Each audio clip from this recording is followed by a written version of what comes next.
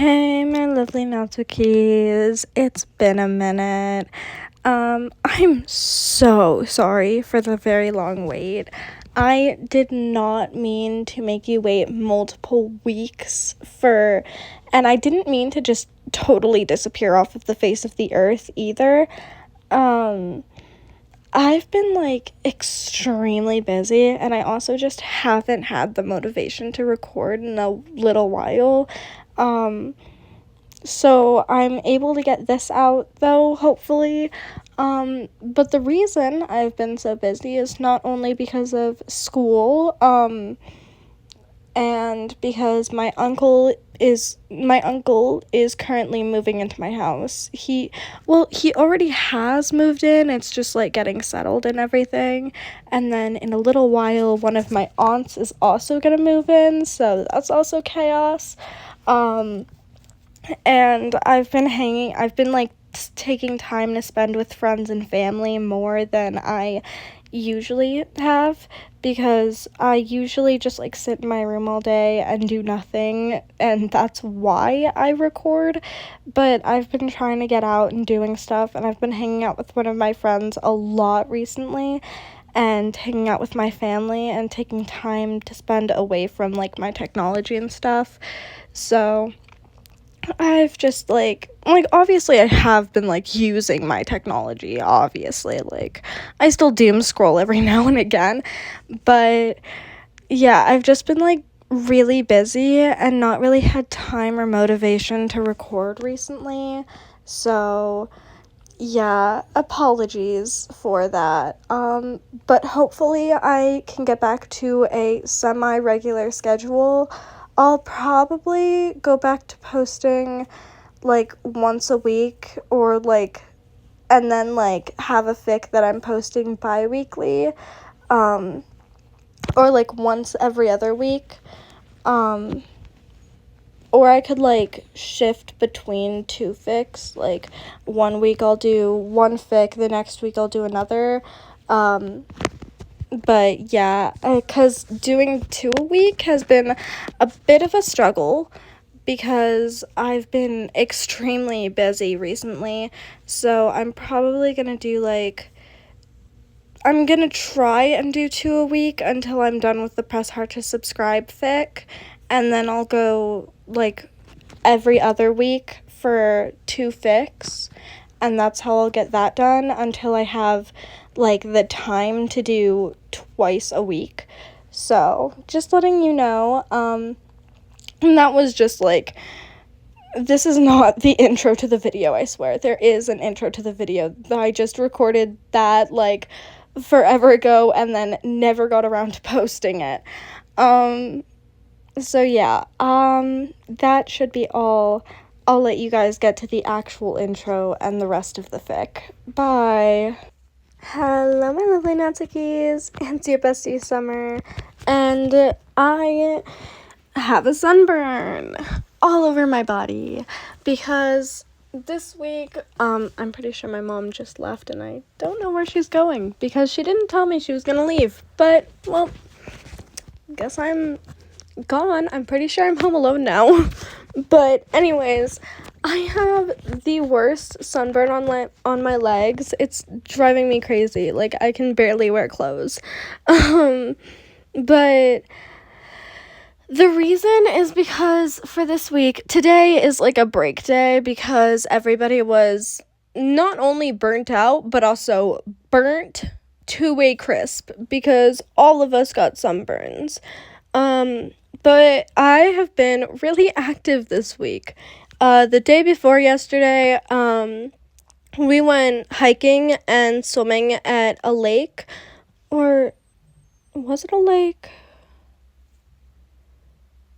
No, we just went swimming at a pool. Yesterday was the lake, right? Yesterday we went to a lake and we were painting. I haven't finished my painting, but basically the top part is drips, and then the bottom part is a checkered pattern that looks like it's under the drips. But it's really cute, and I'm really proud of it, and I need to finish the drips. I finished the checkered print, and now I have to do the drips, and I'm having a lot of fun with it. And then we also went swimming yesterday. Yesterday is when I got the sunburn, so they are fresh.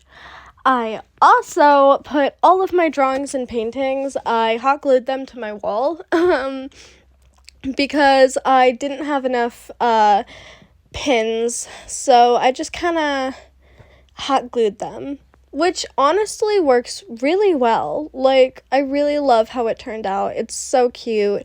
And don't worry, if I take them off, I've already done it with monster cans.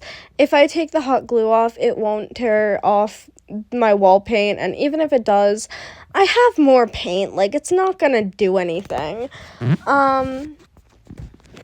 But yeah, and then tomorrow, what are we gonna do tomorrow? Because today we were supposed to go to the Botanic Gardens and a mini time museum, but instead we have a break day today, and tomorrow we're gonna do a cookie contest where we like bake cookies and then we have to decorate them and see who judge the decorations and stuff, along with a tea party.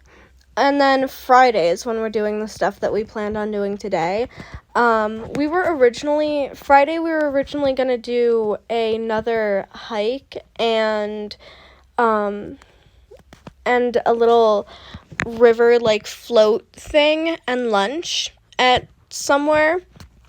But we aren't going to do that anymore because we don't have time. But that's pretty much it. I just realized I've been yapping to you about everything but the amazing fic, which I should start yapping about because it's so wonderful. You guys are going to love this chapter. Also, I'm not doing it for Press Heart to Subscribe just because I'm already almost done with that, but I am going to do it for my continuing. Ow, I just scratched my sunburn. That hurt. But for, what was I saying?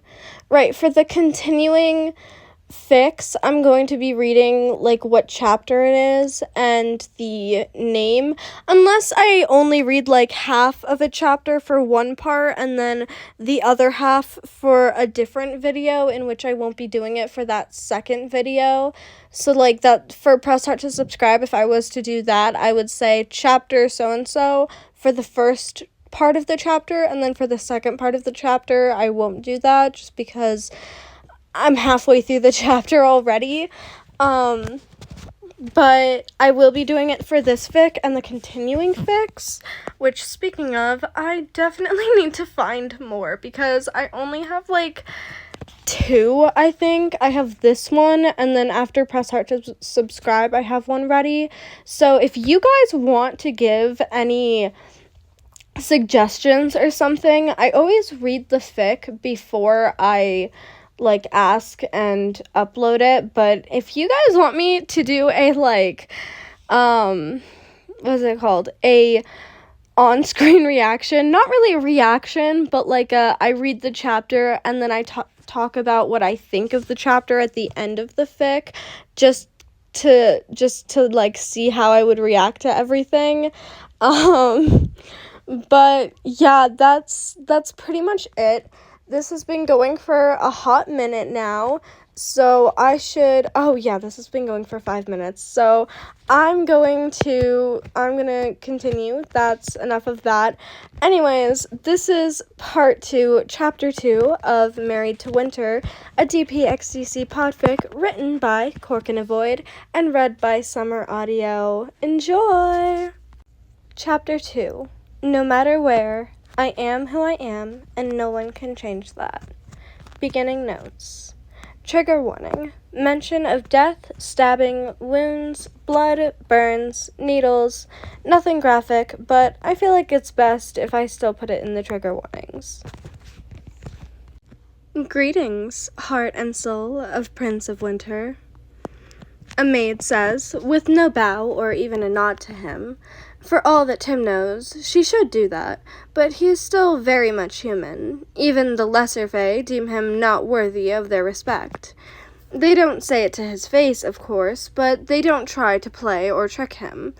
He still holds the title of their prince's fiancé, and they all know the consequences of overstepping their boundaries. So, they resort to minuscule or petty gestures, like not giving him a proper bow upon greeting. Not that Tim minds it, actually. He's been staying in Eternal Frozen for a little more than 2 weeks now, and he learned that, surprisingly, the Fae are not that much different from humans. Once you understand the core concept of how they think and act, the rest comes naturally. "A pleasure to see you, Maid of Winter," he responds, without batting an eye. A funny thing he also learned over these 2 weeks, even small changes in his mimics can mean something, and to look someone straight in the eye without blinking is to show you are on equal or even one of the higher ranks. On the other hand, looking down or blinking too much can mean recognizing the other one having some kind of power over you. But Tim was raised surrounded by nobles his whole life. He knows how to play those invisible games of power. He's been doing it even before he was taken to the Infinite Realms. He just had to learn the new rules. "Prince of Winter asks you to join him in the study." The sprite blinks and explains the reason for her visit in his quarters. Tim doesn't understand. He doesn't need to. The maid doesn't need a confirmation of a dismissal. She was here to pass a message, and she vanishes from sight immediately after doing so. Tim finds this a lot more comfortable and useful than human customs. Here, he has no need for an intricate etiquette. The noble he was used to were full of lies and double meanings, and he had to do an infinitely complex song and dance of separating the weed from the chaff while talking to them. The Fae are harder and easier to talk to at the same time. They never lie, but he has to be careful for what they're not saying. This song and dance is about finding the right question, not navigating through all of the rumors and half-truths. It's about being polite and knowing your place well, no flattery or winning graces. He puts the book he's been reading, Complete Guide to Undead Arts. He borrowed it from Danny's sister's room, on the table and stretches. Join in the study should mean Danny just wants to talk about something, so there's no rush. If it was come to the study or even hurry to the study, that would mean it's urgent. Tim likes it this way. There's no need for guessing things if you know the meaning behind the words, and everything just has a clear definition to it. Sure, the first few days had been nervous about every few words he'd said or heard others say, but the way Fae speak actually makes a lot more sense than he thought it would. He stands up from his chair and briefly checks what he is wearing. Danny said over time he would teach how to change his appearance as easy as Fae do. But for now, Tim had to dress and change in the human way, by taking the clothes off and putting on new ones. Now he's wearing a white blouse and dark blue, almost black pants, complete with leather boots. Good enough for visiting the Prince of Winter. He grabs the cape made of what looks like the sky right before the brisk of dawn, just to appear a little more formal, and heads out. After Danny made him a charm to ward off the cold, a little pendant in a form of a sparkling piece of ice, Tim is not paying too much attention to the changes in temperature between his room and the hallways. He still feels it, though, the chill of frosted corridors and the cold air in his throat. Yet somehow, he doesn't get cold. He understands nothing about Fae magic and how it works, but for now, he's just glad it does. His quarters are also disregarding most laws of physics he can think of. They're definitely bigger on the inside than they are on the outside, and they are warm. Actually, every room in there has its own temperature. Tim likes his sitting room and study to be a little chilly, like an October evening, since it makes it easier for him to concentrate. But his bedroom is warm enough for him to sleep comfortably, even without a quilt or a blanket. The views from the windows are also different. The sitting room has a balcony that leads into a red and golden September forest. The study has the view of a spring pond, and the bedroom, well, Tim actually likes winter, so the window of his bedrooms do not have any kind of alteration.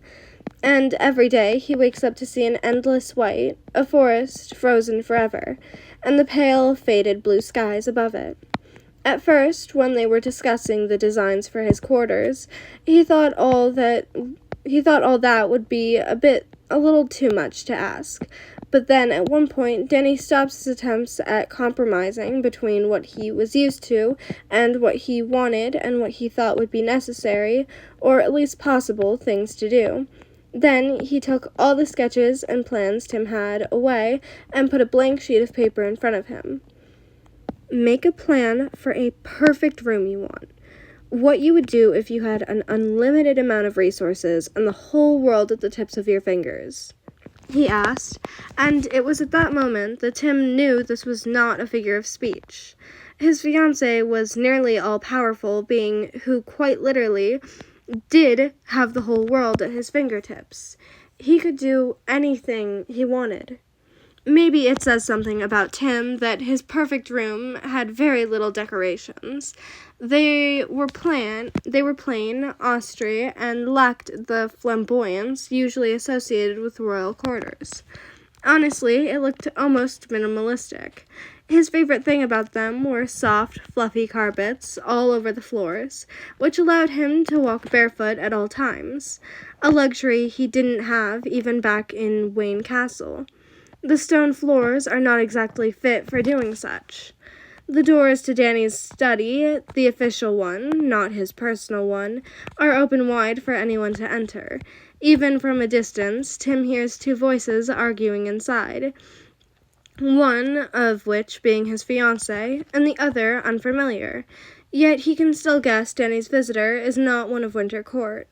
All winter spirits have a distinct accent, if he could call it that, a barely audible chime of icicles to their words, a howl of the blizzard or the creaking of snow. Yet the voice he hears inside the study has none of it. It has the sound of swords clashing and a bow being shot. A warrior. Tim hasn't met any hostile fae yet, but everything happens for the first time once. He turns the corner and enters the study, putting his fae etiquette lessons to good use. He may be a human, but that doesn't mean he is any less worthy of respect, and, as the saying goes, one in Themyscira do as Themyscrians do. First, do not acknowledge those you have not been introduced to, for they may not even want you to see them, much less talk to them. So Tim only looks at Danny, giving him a curt nod. Prince of Winter. He greets.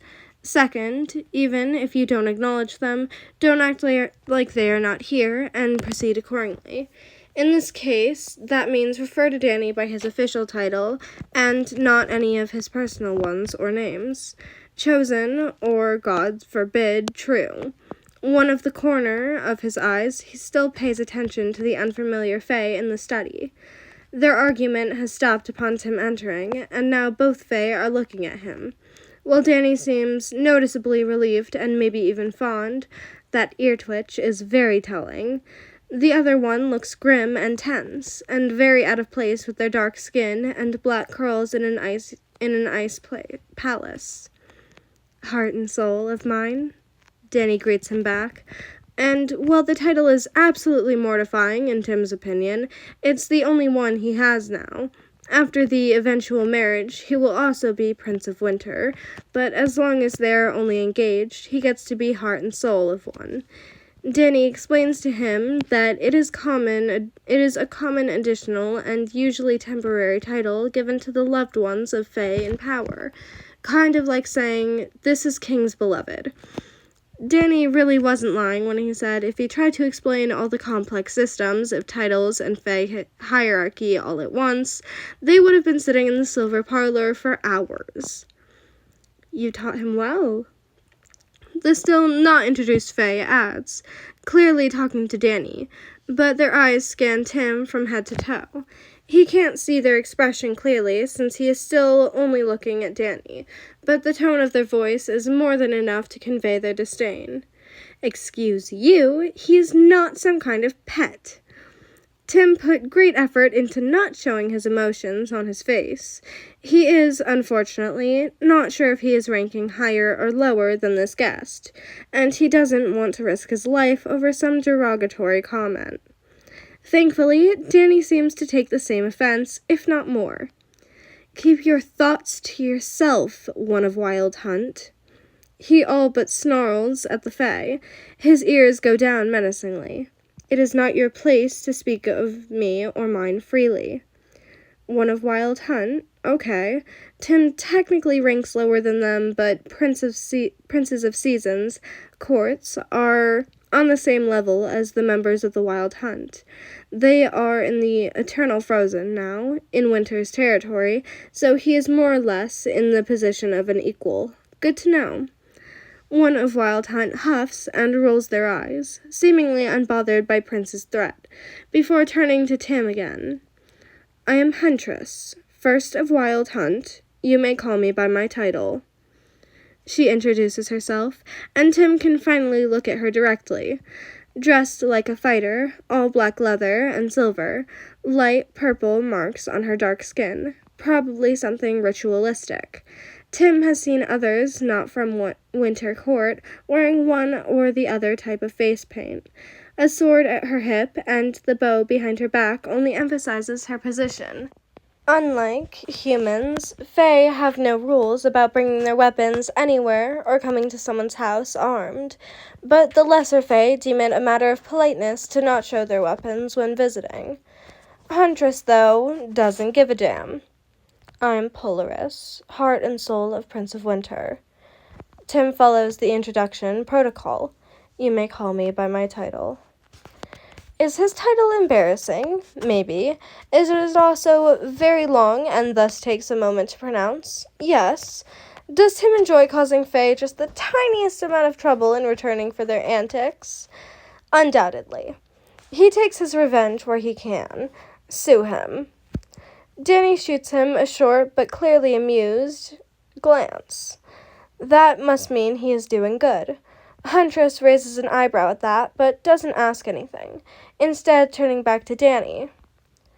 Let me make this clear. I do not like you bringing your promised one into this, wayward star, she says bluntly, and judging by Danny's eye roll, that is the same argument they were having just before Tim arrived. He is human, Huntress. It doesn't matter what you like and what I want. Polaris will be roped up in this mess this night or the next week, so I prefer to clear things up before anyone starts accusing my fiancé. Okay, Tim doesn't like the sound of that. Who's going to accuse him of what now? The question must be showing on his face, despite his best efforts, because Huntress sighs and her ears drop down in a defeated motion. She turns back to Tim, her eyes dark like the ripe blueberries. One of Wild Hunt was killed. Tim can't help but blink, snapping his gaze at her face. It doesn't take a genius to connect the dots. And you dare think it was me? It must be shocking enough for him, since the words that come out of his mouth are not what Tim would have said, and not even what Timothy Drake Wayne would. They are exactly what Polaris, heart and soul of Prince of Winter, would say when faced with such an insult. Huntress seems taken aback by his reaction, surprise evident in the way her ears rise up. I did not... She starts indignantly, but Danny beats her to it, standing up from his desk and drawing all of the attention to him. Calm down, both of you. Polaris, you misunderstood. While Huntress did imply it was done by a human, it does not mean you are at fault. There are more humans in the Infinite Realms than you think. Huntress, you do not argue with one of Winter Court in Eternal Frozen, just like I do not argue with one of the Wild Hunt in Storm Forest. Now, if you will allow me... He gestures for Huntress to take a seat on one of the really uncomfortable chairs in the study. Danny once said he made them this way on purpose, so the visitor would not overstay their welcome. Anne turns to Tim. One of Wild Hunt was killed on winter grounds. From what we know now, they were murdered by an iron weapon, which no fae can touch. So we assume it was done by a human. No one in Wild Hunt was able to track them down so far, so this matter was brought to me, and now it is. And Danny sighed heavily. Winter's problem. Tim thinks about it for a moment. This is not ideal, especially counting the fact that he is a possible culprit right now. If they say all humans are under suspicion now, and Wild Hunt, famous for actually hunting things, could not track the murderer down, then he has a big chance of staying a culprit for a very long time. Tim has no idea if Infinite Realms even has something akin to investigators, detectives, and such, and Danny looks tired. Tim's already seen a glimpse of his fiancée's everyday life, and he is positively sure the only reason Prince had not yet collapsed is the fact Fae need significantly less sleep than humans. Well, he was getting bored of reading anyways. Might as well do something more interesting with his free time. When did it happen? He turns to Huntress, who blinks at him owlishly, before looking back to Danny like she is not sure if she should answer. Danny also looks a little surprised by the question and tilts his head to the side. Why? He doesn't specify, but Tim gets the idea and jerks his shoulder in a half-shrug. I'm guessing you already tried all the spells, charms, and other various ways of finding the killer, and they didn't work. So, since the murder was allegedly done by a human, how about solving it in the human way? Tim offers nonchalantly, even if he feels really giddy on the inside. Of course, death, no matter whose, is nothing to be happy about, but he is not one of the Wayne family just because of Bruce's good graces and kind heart. No matter what the people say, he's been at the side of the Gotham Shadow for years. If there is one thing he is good at, better than anyone, in fact, then it is solving the riddles and schemes that happen behind the scenes, which, coincidentally, include investigating murders. Have you done so before? Huntress cautiously asks, narrowing her eyes. She may look suspicious, but her ears are raised up, just like Danny's when he is excited. Tim nods, multiple times, although I've only dealt with human crimes before, even if some of them were performed with the help of witches or warlocks. I've even tracked a werewolf once. He offers. Huntress seems thoughtful, but the previous disdain in her gaze is now absent. Instead, she looks curious. Were you successful? She asks finally, and this time she is answered by Danny. Every time. Now it's Tim's turn to look at his fiancée with surprise. If he knew, which of course he knew, God damn it, then why did he ask Tim why? Come to think of it, maybe that why was not why do you try to get involved, but why do you want to do it despite not having to? Too late to answer that now. Anyways, Tim scrunches his nose. Not every time. He remembers a few cases he never got to solve. Danny smiles at him, careful not to show his teeth, and his starry eyes sparkle. Every time it mattered, he corrects himself, and okay, he's not wrong. Also, that was smooth of his fiancée. Tim refuses to blush under this kind of praise. Huntress slowly nods at both of them. 2 days ago. It takes Tim a moment to realize she is answering his question. Alright, it seems like his offer of help was accepted, so back to work he goes. Where and how? Was there anybody taken, and how did you find the body? He needs as much information as he can get. He knows not of Fey death customs yet, so he is not sure if he's going to be able to actually see the body, but he has to start somewhere. Huntress looks unbothered by his less than gentle interrogation. Alas, she is first of Wild Hunt. Tim is under no illusion they do not hunt humans. We've made camp just outside of the Inn Frozen. That is a town on the winter grounds, pretty close to Eternal Frozen, if Tim remembers correctly.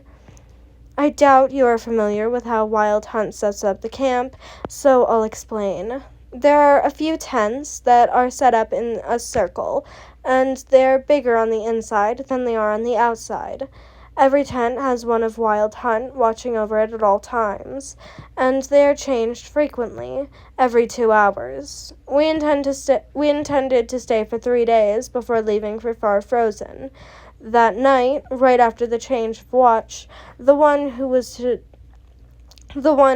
guard the tent I was in came in and told me something happened. When I went outside, I found all 3 members of Wild Hunt who were guarding the tents before the change asleep on their posts, and one of them was dragged in the middle of the camp with a wound on their chest. Nothing was taken, and the other guards have not been touched, only put to sleep. There was no signs of struggle and no footprints, not a trace of an intruder. Tim can imagine the scheme of how the camp was set up, but he still needs more. So with no hesitation, he walks to Danny's table, quickly searching for a blank sheet of paper and a quill, both of which he hands to Huntress. You are right. I am not familiar with your ways of setting the camp up. Would you be so kind as to draw it for me? He asked politely enough, in his opinion, but First of Wild Hunt in front of him looks absolutely bewildered. Tim raises an eyebrow when she doesn't take either the paper or the quill, and then looks at Danny, trying to find out the reason for this reaction. Danny looks like he's about to laugh, and the sparks in his eyes are glowing brighter than Tim has ever seen them. What's so funny? He wants to ask, but, well, at least he is sure he hasn't done anything offensive. If he did, Danny wouldn't be trying to hide his laughter. Huntress also throws a glance at Danny. You're not going to... Absolutely not, Danny answers cheerfully, before she can even finish the question, and pointedly looks at the sheet of paper in Tim's hands. Do as he say. I ask it of you. Okay, no. Now Tim just has to know. And since no one is explaining, he chooses Huntress as the one to be victim of his question, only because Danny seems too amused by whatever it is that he did. You must know I am new to your customs, First of Wild Hunt. Have I done something inappropriate? Not really, she grumbles, taking the paper and quill and starting to sketch a surprisingly detailed map of her camp. Outsiders are not permitted to touch anything in the prince's palace, unless they have been directly told or specifically allowed to, and usually the same rule applies for even the members of their court, when it comes to prince's studies of personal quarters. Yet here you are, just grabbing whatever you want from his desk and handing it to me. Is Tim hallucinating, or is she actually pouting? Danny finally cracks and laughs quietly, covering his mouth with his palm. Huntress was once a member of my court, albeit we both knew it was only temporary. She knew me before that, too. We were never friends, to be exact, but she doesn't like you having more privileges than her, he explains finally, and Huntress makes a low, growling sound. One day I will skin you alive, just like the greatest hunter wished to. She sure sounds threatening, but Tim gets the same feeling as when Bruce threatens Jason to drag him back to the castle after yet another one of his heroic but murderous escapades. Like, there's no serious bite to it, only bark. As if to prove this, Danny only waves his hand at her and chuckles again. Only if you catch me. I'm done. Huntress puts the quill down, and Tim wonders for a moment if she's talking about her interactions with Danny or the map. It's probably both, because she hands the latter to Tim, and Danny stops acting like a mischievous incarnate. The map looks detailed and comprehensive. Tim can give her that. And the camp is well organized, all the guards being on the outside of the tent circle and able to see both their neighbors keeping watch. No one would be able to approach the camp without being noticed by at least one of them, and if one goes down, the next two would be able to notice it immediately. A perfect defense. Yet not so perfect as the incident tells them. Tim hums, rubbing his chin. All right, what do they have? You said there were no signs of struggle, and the body was found in the middle of the camp? Correct. Was the guard killed before or after they have been put inside the camp? He asks, tapping the tent circle with the tip of his finger. Huntress shakes his head. We cannot tell. Iron burns the flesh of Faye, so there were no blood marks on the snow. The wounds have sealed itself after the strike. There were also no footprints for us to know what happened. It appears as if someone came down to the camp, put some charm on the guards for them all to fall asleep at once, then killed one of them and dropped the body in the center of the camp. There were no sword marks under the body, so they must have killed the guard first and only then put them on the ground. But other than that, we know nothing of what happened. You are saying it was an iron sword, but it has not been found at the scene? Tim frowns, but this time he is answered by Danny, not Huntress. Iron leaves very specific marks on the bodies of Faye. He uncuffs his sleeve and rolls it up, bearing his arm all the way to his elbow, and Tim realizes all of a sudden why, despite not feeling the cold, Danny always wears clothes with long sleeves. His left arm is scarred in a way Tim has never seen before. Thin, reddish-purple lines run over his skin like veins, only on top of his skin instead of under it. They look like burns, or maybe bruises of a really weird shape, and Tim briefly wonders what could have left such a scar. He is not sure he knows of a weapon capable of leaving marks like that. Danny turns his arm, and on the inside of his wrist there is a thicker, bigger scar. This one looks like someone had stabbed his wrist. This is the scar itself. Danny points to the thick line. The rest happened only because the dagger was left in my arm for too long, and the burns have spread out. No other weapon or potion leaves such marks. Who in the Seven Kingdoms could have harmed Prince of Winter? Tim decides he doesn't want to know. Not now. He's not going to ask this in front of Huntress, and maybe he's not going to ask this at all.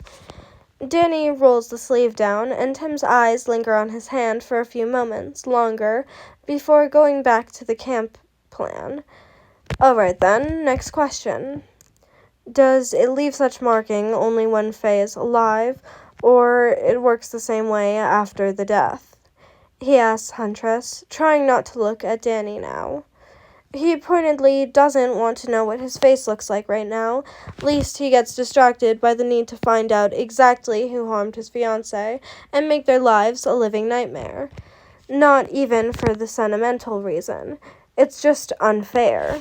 Danny has not done anything to deserve an iron dagger in his arm. He's nice and caring, and he works really hard being a prince, and... Okay, Tim, just really doesn't like the idea of anyone being harmed on his watch. Back on track. Only when alive. After Faye dies, the markings spread no more. Huntress shakes her head again, and seemingly knowing where he is leading with the question, adds, "What I thought was odd, though, was that no one had heard any kind of screaming.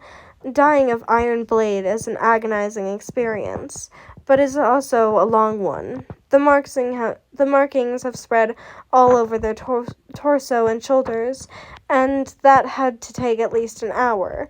Yet none of us heard any screams, and the tents are not soundproof. Could they have been gagged or otherwise unable to scream? Instead of answering, Huntress chuckles. Then she closed her mouth tightly and pursed her lips together before making a breath in and releasing a high, screeching sound that makes Tim want to close his ears and scream. It's like his brain is melting for a moment before Huntress stops the sudden torture and releases her breath. Does that answer your question? Yes. Tim shakes his head, trying in vain to get rid of the awful feeling inside of his ears. Gods damn it. Explains all the stories of Faye making people go insane with nothing but their voices. Anyways, the now dead Faye did not scream for a whole hour while they had an iron sword burning them from the inside, which also means that the other guards did not notice their absence for a whole hour. You mentioned the sleeping charm. How long does it work? Huntress purses her lips and frowns, not even hiding her concern. There was no charm, no spell, no incantation, she says, and Tim's thoughts come to a screeching halt. Then how did they sleep through it all? Good question. Huntress raises an eyebrow at him, and Tim frowns. No charm, no spell, no incantation, and no magical involvement. Otherwise, Huntress would have told him.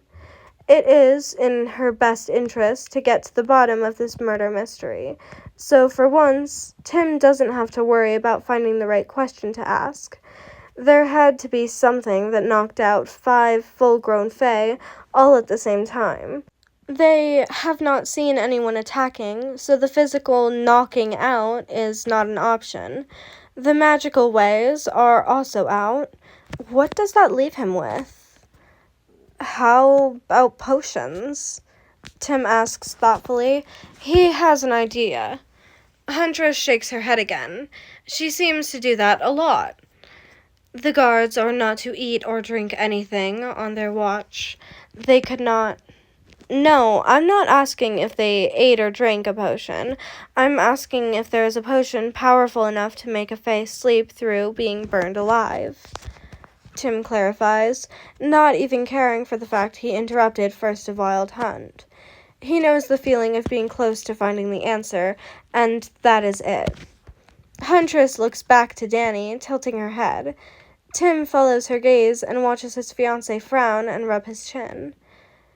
I'm not an expert. The expert is now somewhere in swamps, but I'm going to say there can be one. I know there are a lot of sleeping potions that work on Fae. Not sure if they're able to have that particular effect, but it is not impossible, he admits, finally, and Tim feels himself smiling when he turns back to Huntress. May I ask you to call upon the guards that were on that watch and fell asleep? Huntress takes a few seconds to study his face. Tim knows very well he looks mad right now, a smile on his lips and a little crazy glint in his eyes. Bruce told him numerous times that he looked no better than a demon when he got carried away. He is almost waiting for the Fae to say the same. After all, murder is not something he should be excited about, no matter if he is in the mortal or infinite realms. But she only nods and turns to Danny, who seems to understand her without words. I grant the permission to enter, he hastily says, and Huntress stands up from her seat. White ferret, caught wind, lost one, storm, stallion, come to me, she commands, and 4 Fae appear in the middle of the study, out of thin air.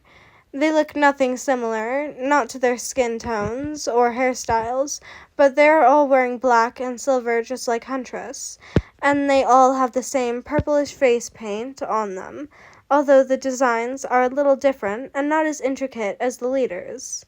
They do not bow or nod, keeping their eyes on Huntress only, and she turns to Tim briefly. "May I introduce you?" Tim nods curtly, and she turns back to her fellow hunters. "Standing before you is heart and soul of Prince of Winter. Do as he says and answer any questions he asks." Wow, this is more than he expected. He's pretty much given free rein over 4 Fae of Wild Hunt. The tiny voice in the back of Tim's mind tells him to do something childish and stupid, like ask them to dance right now on the spot. But no, he has to stay focused. He has a case to crack, and right now he needs to prove he is on the right track. He takes a moment, observing them and their clothes in particular. "Are these the same clothes you were wearing on the night of murder?" he asks, and all 4 nod at the same time. They're also well-trained, or is it because they're in the presence of 3 high Fae? Tim is not a Fae, technically, but his title makes him one on paper. He steps closer to the ones of Wild Hunt. "Put your hair back and show me your necks." The hunters' uniforms have long sleeves, gloves, and knee-high boots. Their necks are the only place where skin is showing, if he doesn't count their faces. The Fae don't even hesitate, obediently and quickly tying their hair in ponytails and quick buns, and the one with short haircut just skips that step. Before they all raise their chins, Tim doesn't get too close or even touch them. He only expects the barren skin, searching for the proof he needs. Fae biology is sure a little different than humans, but even Fae cannot heal something in just 2 days, and Tim knows what he's looking for. Wait a second. No, that doesn't seem right. He steps back, studying all 4 of the Fae again, taking in every little detail and each of their movements. He may not know Fae very well, but he knows enough of how humans act when they are nervous to see the telltale signs. Well, in that case, change of plans. He throws a short glance at Danny and debates the course of his actions for a second, before turning away and seeing the map of the camp. Huntress did not write down the names of the guards there, for obvious reasons. She only put down the marks for where they should be. Tim picks the paper up and walks back to the 4 hunters, showing them the map. Point to the post you were at before you fell asleep," he asks, and they follow his order without a word. Just as he thought. You may leave now." He steps back and nods at them, and the Fae look back at Huntress, who confirms their dismissal with a short gesture before turning to Tim. "May I ask you for an explanation?" Oh, so now she chooses to go for a formal tone. What happened to the displeased way she looked at him not a minute into their introductions? The audacity. Tim thinks for just a moment before answering and decides he wants his revenge to be served cold. Cold, huh? Dick's jokes are coming through. That's not good. He needs to calm down a little, lest he will start losing it. What happens if a Fae just touches iron? I'm not saying hit with it, but holding it in your hands. Maybe even wrapping it in a few layers of cloth or wearing gloves. He doesn't answer Huntress's question. If she doesn't like it, she shows none of it. Danny is one to answer him. Tim hates the thought, but that is a direct evidence to him having way more experience with iron than he should. It still burns a lot, but just being in close proximity tends to feel hot. Does it leave marks? The puzzle in his mind is not complete. It still misses a few pieces, and Tim needs just a little more evidence to make his argument. He may know the culprit, but right now he has no way of proving he's right, only his intuition and guesswork. And while he himself doesn't doubt it, he's not sure Danny and Huntress are going to just believe his words. Especially Huntress, first of Wild Hunt. Yes, but nothing like the scars from the wounds. Danny's ear twitches. Tim adds that Tim adds that in his mental folder of, Danny had some bad personal experience with iron. It would be more like a normal burn. Alright, that should be enough. Tim takes a deep breath and turns to Huntress. One of the guards who were here earlier, a sylph with long white hair. May I ask a few questions about her? Despite being in process of an investigation, he still needs to play by Fae customs, and asking about someone without their permission and without them even present is wildly inappropriate. But Tim really needs this. Huntress frowns and her jaw tightens as she seems pensive, her eyes staring right into Tim's, unblinking and cold. He doesn't avert his gaze, making an effort not to blink even once, despite his eyes watering a little. It's a staring contest, and the winner gets to have their way. What would have Bruce said if he knew the one way to argue with Fae is to stare them down? You may, heart and soul of Prince of Winter, but no more than 3, she answers, and it sounds like a warning.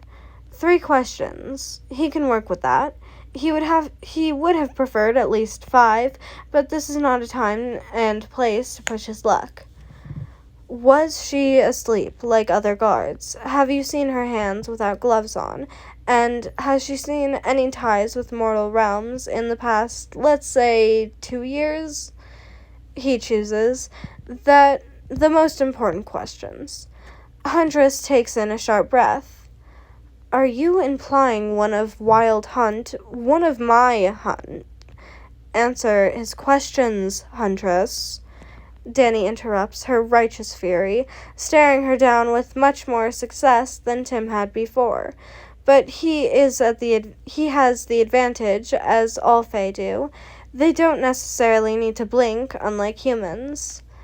Huntress raises her chin, and a few minutes pass in silence, with 2 Fae staring at each other. The tension in the study is palpable, and Tim resorts to standing still in his place. He does not want to get in the way of this particular staring contest. Eventually, Huntress's shoulders relax just a bit, and her ears drop down as she closes her eyes.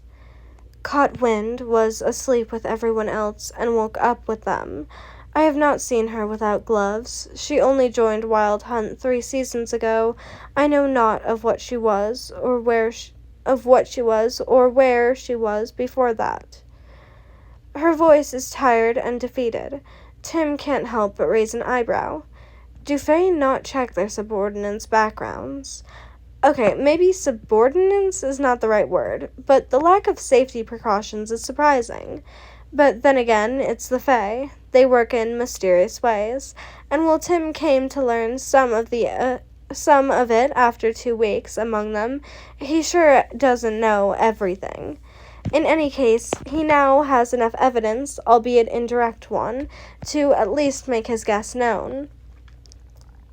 Do you know how the southern tribes in Krypton use blowpipes as weapons? They sometimes put poison in the darts, just like you would put it on the tip of an arrow or such. About 3 years ago, a human healer came up with the idea of using the same principle to put people to sleep before performing any kinds of operations on them. He would use metal needles he dipped in a sleeping potion and stick them in spots on the human body. It made his patients fall asleep instantly and sleep through the operation, even if the healer had to cut them open and saw a part of their body off. Tim decides to start from further away to better explain himself, and sees both Fae twist their faces with disgust. Not everyone has access to healing magic. Humans have to come up with all kinds of ways to survive, he argues. Danny shakes his head. Cutting limbs off seems a bit too much. Hypocrites! Like the Fae had not inflicted fates much worse than losing a limb upon humans. Tim huffs and forcefully shoves that thought away. Not the point, and not the place, and time for discussion of all the gruesome ways Fae and humans have harmed each other. His sleeping needles work a lot better than drinking or eating some sleeping potion. They give the healer more control over the dosage and precise timing for their described sleep periods. And besides, it's easier when a patient has not eaten anything prior to operation anyway. You've said there were no spells and charms, so a magic-induced sleep is not an option, but something had to make the guards fall asleep, so I thought it could be a potion. Yet they have not eaten or drank anything. That leaves either breathing some kind of fumes in, which is not possible counting the fact that winter grounds are very windy, or the potion being injected into them directly. The only places where your skin is showing are the neck and face, and I would think any one of the wild hunt will notice even the tiniest needle if it were in their face. That leaves the neck. I checked their necks, and I have found 3 very small piercing wounds on the left side of their neck, right here. He touches his own neck, a little lower than his pulses, and then he chuckles bitterly. I thought I would know it. I thought I would show it to you as proof of whoever done this was indeed human, or at least had enough knowledge of human medicine and science to use the sleeping needles. He pauses to catch his breath. He is not used to speaking so much. Wayne family usually doesn't need him to do a lot of explaining, since they already know more or less the same thing as him. Maybe he is also pausing for pure dramatic purposes. Both Huntress and Danny look at him like he is some kind of mage or a prophet, and Tim is not too shy to admit their looks are working wonders on his ego. He likes feeling smart, what of it? But only 3 guards had them. The 4th one, a sylph I asked you about earlier, had her neck smooth and unharmed.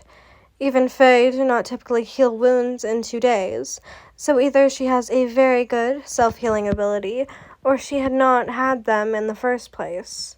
But if she did not, then she wouldn't be sleeping with the rest of the guards, and she would notice the absence of the one of Wind Hunt who'd been killed. Her post was right next to theirs. They all showed me their positions at the moment of murder, so if she wasn't sleeping, and she didn't notify you of the absence of her fellow guards, then what was she doing? Huntress looks at him with such an astonishment that Tim is a little afraid he broke her.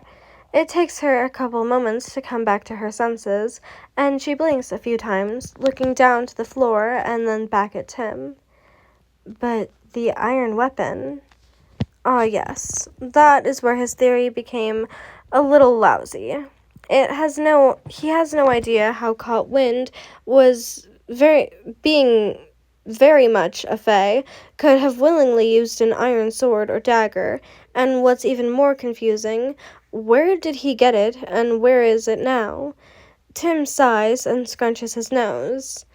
That I do not know, as well as I have no idea why she would even go through all of the trouble.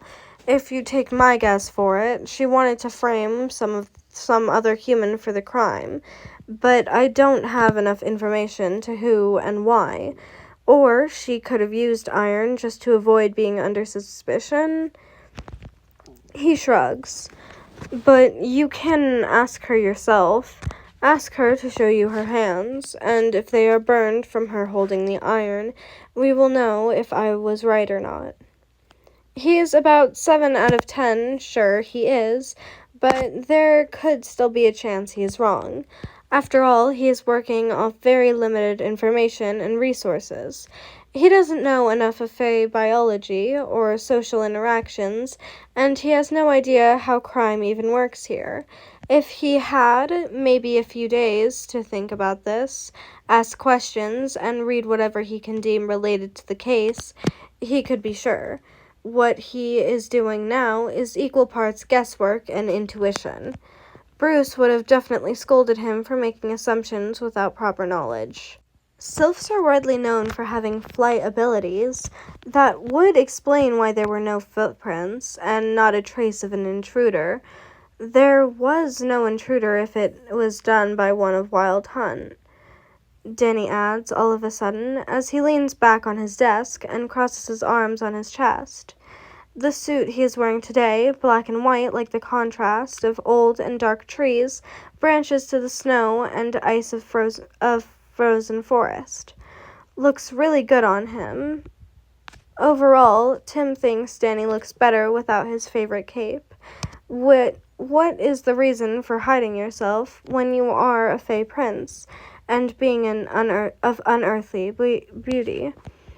His musings are interrupted by Huntress, who quietly calls upon Caught Wind. The sylph appears a second later, and Tim notices the same thing he'd seen on her posture last time. She's nervous. Her ears are still and raised in an alarmed position, and she keeps herself a little too straight to appear simply dutiful. But other than that, she looks a lot like all the other fays Tim has seen. Long white hair, pale skin, icy blue eyes. Come to think of it, she could be one of winter, appearance-wise. Tim has seen a lot of them having similar color palette. Danny told him it varies from court to court, but court of seasons typically have an effect on how the fae who belong to them look. So summer court fae usually have darker skin and golden hair. Autumn ones are all over the color brown, and spring. Tim holds that thought for a moment. There's something wrong about it. He can't figure out what it is. Huntress makes the sylph raise her chin again, looking over her neck. Tim suddenly gets a feeling like he is missing something really important. He steps away from one of Wild Hunt and closer to Danny, not keen on watching the grand reveal. He doesn't even care if he's right or wrong at the moment. He has a much more urgent matter. If I was not here, would you have had to find this by yourself? He asks, and Danny grins in a sheepish way. I doubt I'm that smart. He looks at Tim with his starry eyes sparkling with admiration, and while Tim greatly appreciates the compliment, that is not what he was asking about. No, I mean, you'd have to investigate by yourself. Go down to the Wild Hunt camp and ask questions and all of that. He stares Danny in his eyes, trying to make his fiancé understand this is a serious question. Danny blinks in confusion, but nods. Well, yes. This is not a matter I can ask anyone else to attend to. Gods above the 7 kingdoms. The murder was not the main point. Tim distantly hears Huntress's order the sylph to take off her gloves and show her hands. Polaris, what's... Tim is already moving, acting out of pure instinct, when he turns around and throws himself in front of Danny, blocking the hit aimed at his fiancée, and immediately feeling the piercing pain on his left arm. The sylph is panting, her face inches away from Tim's, and her blue eyes looking frantic and panicked. When he glances down, he sees the reason for her pain. A dagger is stabbing clean through his lower arm, and Cotwin's hands are shaking, and her palms are red, burned by the iron.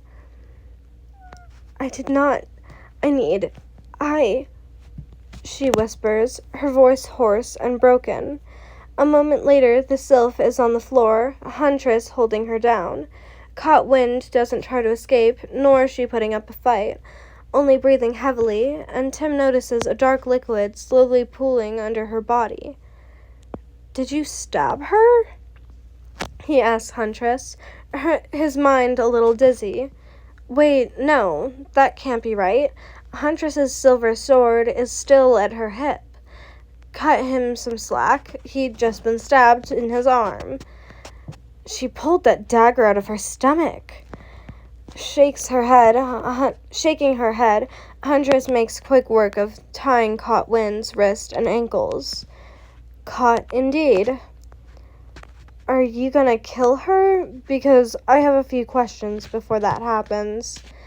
Tim comments, with as much nonchalance as he can in this situation. Polaris, your hand.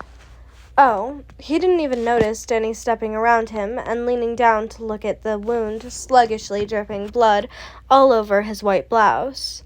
To be fair, his eyes were only on the sylph. Tim looks down to the dagger and winces in pain. Sure, he could pull it out now, but then he's going to lose even more blood. Does Eternal Frozen have healers that can treat humans? Danny's hands are hovering over the dagger in lost, jittery motions, like he wants to touch it but not sure if this is a good idea. Right, iron and Fae. Tim can't hold back a short barking laugh. Looks like we're going to have matching scars now, Arcturus. He looks up to Danny's face and sees the worry in his eyes, albeit if only slightly. Yet no one knew about it as she posed as a sylph all these years. Tim just got lucky to end up with a right answer despite the wrong thought process. But then you came into the picture 2 weeks ago. Cotwind did not know what to do, and she could not ask her master for advice. She was already one of Wild Hunt, and we are not allowed to have contact with the mortal world when not on the path. So she proceeded with the plan, hoping it would still work. After all, you are just a human. Unfortunately for her, you managed to pick up her trail and even have all the guards show up in Eternal Frozen, which cued her to realize something went wrong. So instead of retreating, she did like one of Wild Hunt would do, and attacked her target the next chance she got. Huntress finished her tale. Tim is not sure why she is explaining it all to him. Sure, he was curious to how the situation was handled, but he was going to just ask Danny about it later. Maybe Everlasting Wen, the mentor Danny mentioned quite a lot, and the reason Tim is here in the first place. The Fae with power over time itself knew it was going to end like this. Tim has no chance of learning if he is right in that guess, but maybe they planned it in advance, and this was the reason they orchestrated Tim's engagement for. What is going to happen with Cotwind now? He put his cup of tea back on the table and looked Huntress in the face. She waved her hand dismissively. Nothing much. She's going to stay in Wild Hunt, but she's not allowed to go into the mortal realm until the warlock who controls her dies. And that's it? Tim's eyebrows shoot up. She tried to kill Prince of Winter. He can't help but remind her. Huntress chuckles. I did that too. Fae don't have the same laws humans do, and we do not punish for murder, more so for attempted murder. We do what we want to, and technically, if you want to fight the queen and take her place, you are free to try to. And if you are able to outsmart her guards and outplay her husband, and then you are strong enough to defeat her, then the place is yours to take. Everlasting Wen was a prince of winter for centuries, and no one could defeat him. Not for the lack of trying, mind you. He got bored of it, eventually, and passed the throne to Wayward Star, but this is a quite rare occasion. Tim is not even sure where to start with this. Learn something new about Fae every day, it seems. So, technically, a human can take the place of the queen if they try hard enough. Maybe this is a risky question to ask, but he was curious, and maybe a little petty. He wants to hear Huntress admit humans are not as weak as she thinks they are, but she only laughs at that. Not mockingly, but with a clear amusement to the usual sword-clashing sounds in her voice. And then she leans forward, placing her elbows on her knees, and grins. It sure didn't stop me from becoming first of the Wild Hunt. Tim blinks. What? But you're... He stutters over his words, looking at Huntress with disbelief. Pointy ears, silver eyes, sharp teeth, and eerie, unnatural beauty to her features. She doesn't look human, that's for sure, But if what she said is true, then I am a fae now, yes. Huntress inclines her head. But not all fae are born of distant hills and lost songs. Some were human once upon a time. When you live in infinite realms for too long, it tends to change you, mold you into something new without you noticing. Tim feels his head spin. He is glad he had put his cup on the table, because if he didn't, he would have most likely dropped it now. Does that mean... He starts, his mouth suddenly dry, and Huntress huffs. Relax. It won't happen unless you want it to happen. She waves him off. It didn't happen to me right away. I spent almost 20 seasons here before my ears started to grow longer. Okay. That's good. He's not risking turning into a fae right now. That's nice. Although he would probably appreciate it if Danny went through the trouble of telling him this beforehand. For God's sake. As if on cue, the doors to his quarters open and Danny steps in, smiling. He was going to invite Tim to dinner, not a proper official dinner that maids of winter insist he's supposed to have every day. No, he wanted to invite Tim to his quarters, to have a little dinner for two. A date, if you would. Even though Danny absolutely refused to call it that. It was one of the many ways to say thank you for saving my life, since his fiancée stubbornly refused any kind of other payments. Danny understood this as a human tradition to not accept gratitude when you've done something just out of your own kindness. But it was still very much a life debt, and Danny was willing to pay it, no matter what it takes. Of course, the dinner was not really a payment for a life, but it was a start, at least. What he found instead was ancient damned Valerie, sitting across from his very alarmed fiancé and looking as smug as a cat who had a whole cup of cream to herself. Danny feels his smile drop and his ears rise up in a threat. "What are you doing here, Huntress?" he asks, even if it's not really a question, but a polite way to say, "Get out." Valerie cackles and stands up from the couch. "Nothing much, only teaching your heart and soul of all the ways human bodies can bend," she easily answers, and despite knowing she is only teasing him, Val has made it a point to not have a partner. Danny can't help the low growl escaping his throat. "Arcturus, it's not..." Tim starts, trying to explain, but Valerie interrupts him, walking past Danny and through the doorway.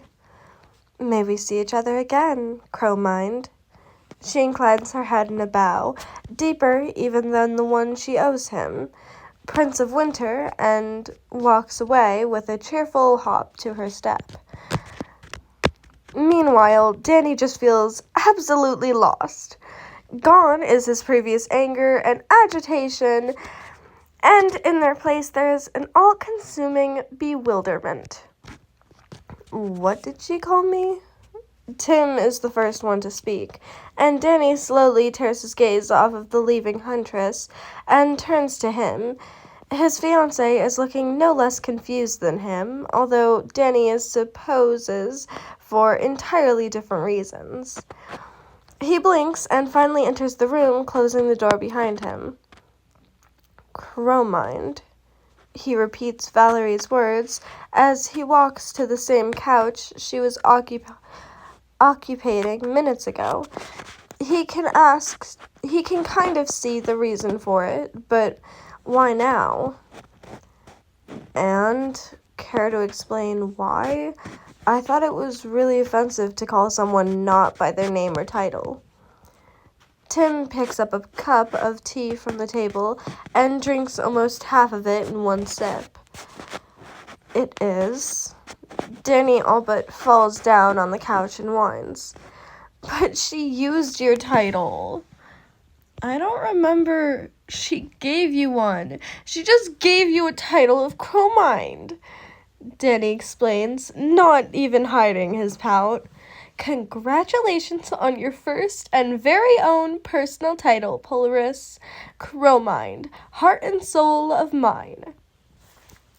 He hears the soft clink of a teacup hitting the table.